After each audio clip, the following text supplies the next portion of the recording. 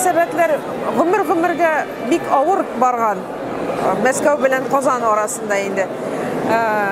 Без инде безнең халык үзегез беләсез, үзегез сизәсез инде һәм инде татар халкы шундый йомшак та булалар, эшчән дә булалар, кайсы вакытта дәшмичә дә куя. Безнең милләт шул хәтле заманага карап рус сүзе бар инде адаптация дигән име. Бик көчле опера.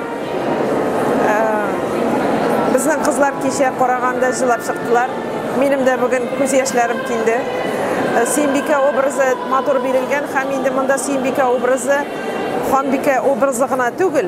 Сөембикә монда хатын-кыз кебек ана буларак күрсәтелгән, күбрәк матур иттереп, менә хатын-кыз фаҗигасы бирелгән. Музыкаль мирасыбызда тагын бер әсәр туды. Һәм ул җыр гына түгел, ул ниндидер кичкенә генә әсәр түгел, ул зур опера. Һәм зур опера язу, һәм зур операның куелуы, ул әлбәттә гел вакыйга. Минемчә, шуңа күрә барыбер ул безнең мирасыбызны байыта, һәм әлбәттә яңа әсәрнең киләчәген әйтергә бүген гел авыр. Опера гомумән бөтен халык өчен түгел ул. Гомумән нинди операда алсаң да.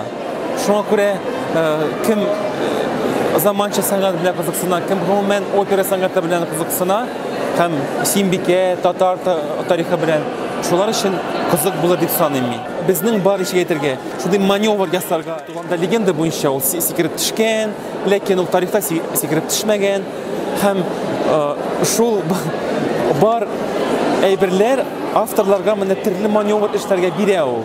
Шуңа күрә тарихи яктан кайбер элементлары авторларның фантазиядер, кайбер элементларга ул тарихта һәм менә шул бергә кушылып, менә шуңа нигезләнеп ул туа либретто, ул туа